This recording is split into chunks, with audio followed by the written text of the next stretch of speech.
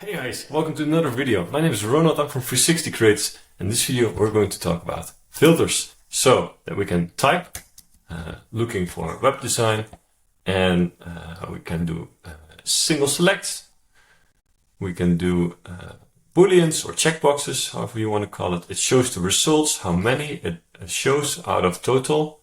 We can reset the filters. We can go next page. We can sort them. By date, by name, all that stuff.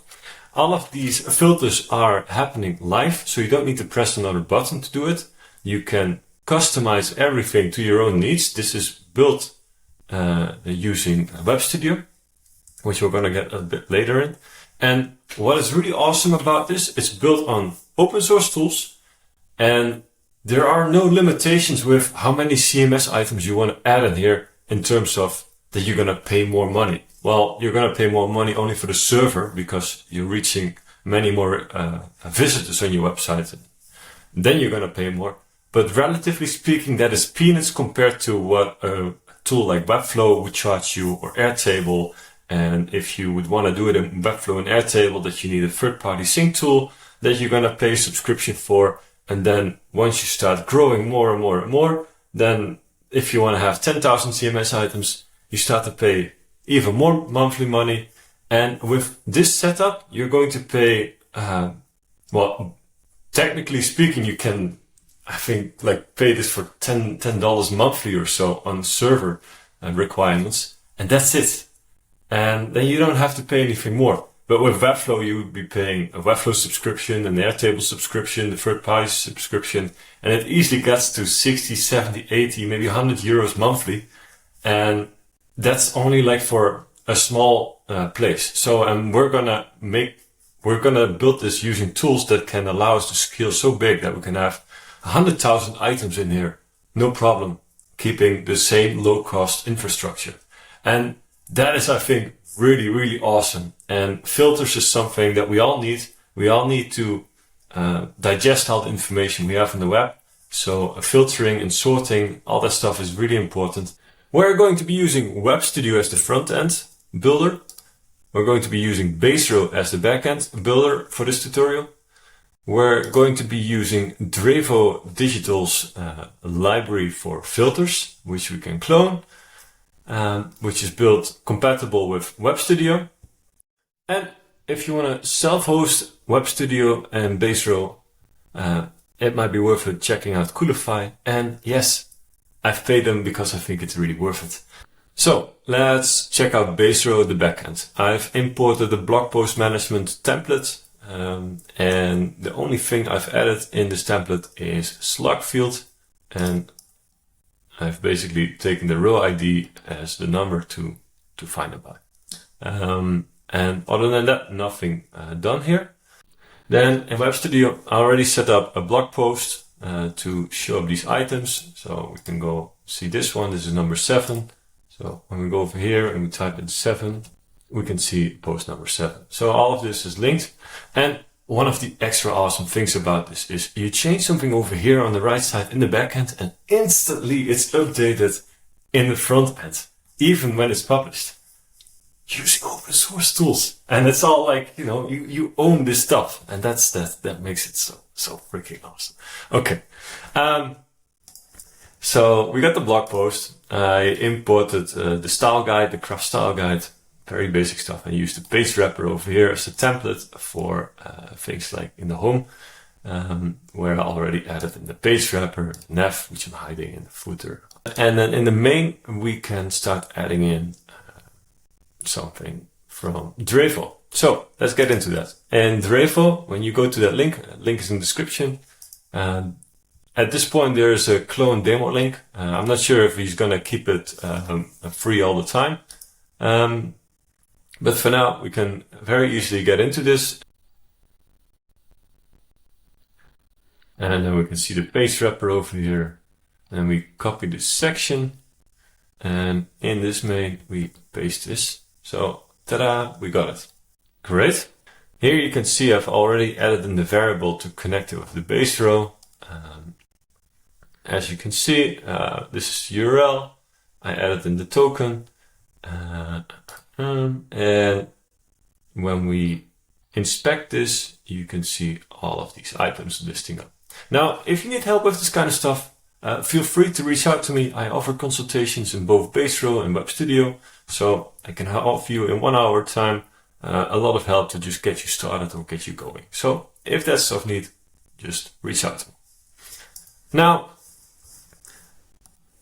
what we need to do is, in this collection, this is taking data that is from the template, and this is, I believe it's JSON put in here. So we'll just remove all of this, and we want to use our own data, which is coming from the resource I added.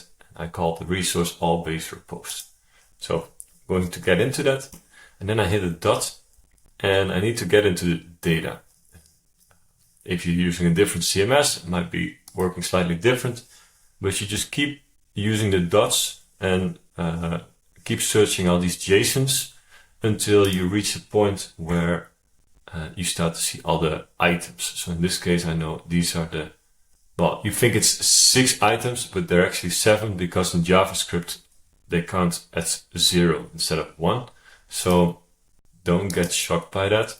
In any case, so we do one back and we stick at results, and then we click just anywhere outside this focus field. And we see that all of the images disappear, which makes total sense. But we don't see anything happening yet. We do see that we have 7 items, and we can see over here 7 items too. So that is set. So we're going to start linking the header, and we replace this with this field, 6302. Now I can read 10 open source alternatives, and that is this one over here. So, and then I click outside this focus field, and it applies the title. So we got that already set. Now if we want the image, we can just look over here. We see featured image. When we click here, we see 6303. So that's what we need to know. So we go to image source, and inside this collection item, we search for 6303. We see that in this case, it doesn't show the URL right away. It shows JSON instead. And for that reason, we need to click it, and then we need to use a dot again, and we see JSON again. So after this, we just hit a dot again. And now when we scroll down, we can see URL. And that's exactly what we need. So now it's taking all these image URLs into Webstudio, and that is done. Next up, categories. So we have over here a category 6305. So it's a text content. 6305 JSON again. So we click here, the dot, and we can see the value now open source. So that's great. That's what we need. All right. So now next up are the tags. So the tags, we click on subcategory, and then we say text content, and then over here say dot, and then we look over here which ID 6315.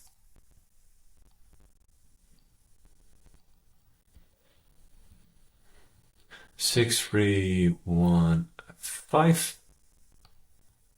And then what we see now is a list, but also a list of different JSON files. And that is because this is a collection by itself, because the first one has maybe, well, 9 JSON things, like 8 plus 0 is, well, yeah, 9.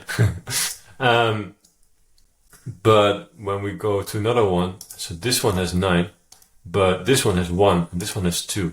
So this one we need to do a little differently, and this is like a collection and a collection. So what we do in this case is we Command K, create a collection, and then in here we say data, and then we take everything out. Go into the collection item, the first collection, and go over here, search for 6315. 6315, so this is JSON. And that's it. So from here on, we don't need to go further into the JSONs. And now we can call this tags. And now this subcategory we can drag into the tags.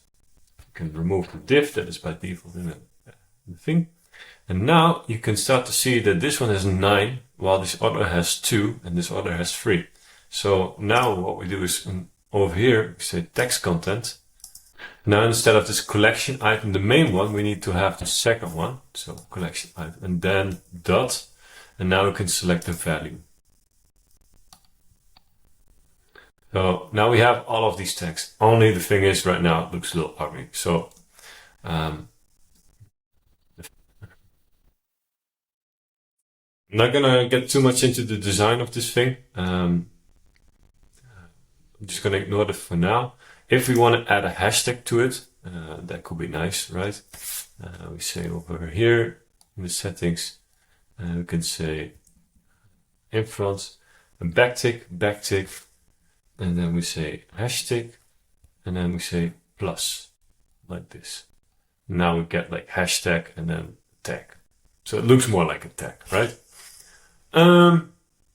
Cool, so we got that. And then last but not least is the date. So we say date and then date time. In this case, we're going to be needing date published 6309. And over here it is. Click out of it and we see this. All right. If you want to format the date, you can easily do that. If I want to have NL, for example, because I'm from the Netherlands, I might want to use this one instead of the United. Like it transforms the language and the way the date is being handled in the country. So many more things. We can put this in long. We can put this also to Dutch, and now you see everything in Dutch. I'll put this back to English. So yeah, that's the date field. Great. So now we basically mapped everything together. The only thing left over to do is to make it actually work with the search. So let's see what we have so far. So we press play, put a preview, and we search for 101. And it already works. And that's the nice thing about using the template. Right away, these things you don't have to think about anymore. The only thing right now is we need to make sure, like now this searches the titles, but not something like the dates or the tags or the categories. And we still don't have the categories in here. So let's say over here that we have categories: open source, self-hosting, and privacy and security automation. You can see here the categories. Copy this, and then in here in the select field, the first option, this is like select an option, and then the second option is design. So here we just say value, open source. I don't know if it makes that. Let's just try it out. If you need to keep this in lowercase or not, and if you can have a space like this. Let's see if it works. If not, we'll remove it. Option, this one, copy, paste. All right, so let's see if it works. Open source, self-hosting, privacy, security, automation. Cool. So that works. You can see this is how easy it was. And if you want to make it yourself, things to keep in account is that you need to have this shift select with category. This is all being explained here in the documentation. So over here you can see there needs to be a script, and then there is like the collection list where you add in items. This is basically like the setup.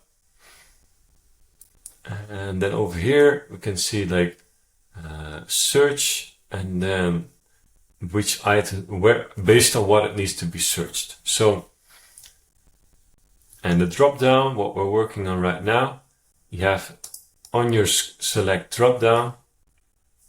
So yeah, this one over here. there is a shift-select is category. And then there needs to be the same thing on the list over here. So in here, but here you see it's shift-select, that's the same, but then dash tag category. And that's how these two are connected with each other. And the same applies to subcategory. So here we have shift checkbox dash tag, which is being explained over here.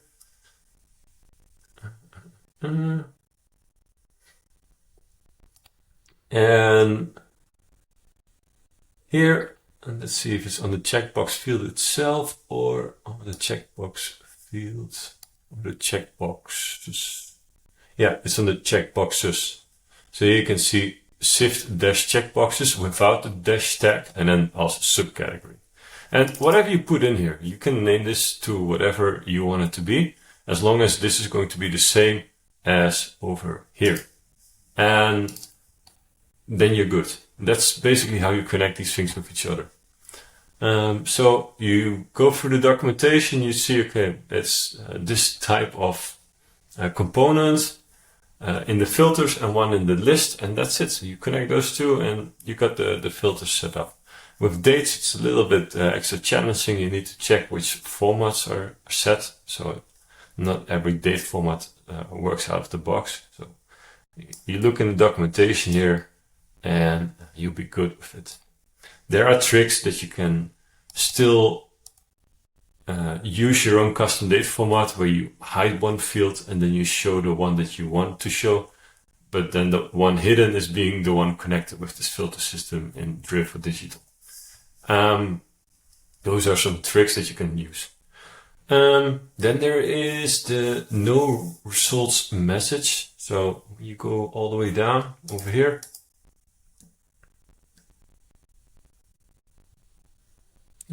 When we search for Ronald, you see no results found. And that is over here. And we can make this our own, like Ronald is not found. If you would want to have that, right? So click here. We don't see Ronald is not found, but when we search for Ronald, Ronald is not found. So this is all pretty straightforward, I think. If you guys want to have more like an in-depth video about really creating your custom filters, just let me know in the comments and I'll consider making a tutorial on that. Altogether, I mean, now you've seen how quickly I put up this stuff together. One last thing to just make it final is that all these cards are clickable. So I'll say Command K, wrap and link. And with this link, I'll say over here, I'll say /blog/ and then I need to have the slug ID. So this one over here, / and here I click on the purple button, say plus, and then collection item dot, and here I'm going to look for the slug. I believe that's 6329. Yes. And here we can see block 1. We click here on the link. You can see block 3, so that's good. So when we click now here, yeah, I know the colors messed it up a little bit, but you see that the thing is linked and that's it. And now it doesn't matter if we have 7 rows or we just copy paste everything and make 14 rows or 21. When we go back now, you go to home and we just refresh the data source. You see that now we have 21 items instantly, even when it's published. That's freaking awesome. We can publish this, we can export this, we can export a dynamic website with all these items and host this on our own VPS, paying $5 monthly. And if you don't want to pay it anymore, you just download the files, you have it on your computer, you pause it for some time, and if you want to put it online again, you just put the VPS online and you pay again. Like, life just gets so easygoing having your projects in Webstudio. And I think that's a really, really awesome thing. So yeah, this is totally worth it. Let me just quickly remove that link styling. I'll just say over here, white, and I'll remove this fix over here. All right, something like that. And let me just make the heading a little smaller. Heading 3. Oh yes, and everything is already out of the box, quite responsive. I mean, not top-notch responsive, still needs some work, but I mean, for just quickly putting up something, I think this is doing it pretty awesome. Yeah, I haven't gone through everything yet. I could have gone through pagination, showing you pref next stuff and all these things, but I just wanted to just go through the basics of connecting the filter templates with your own data and showing how to connect those things. And that was kind of the idea behind this tutorial.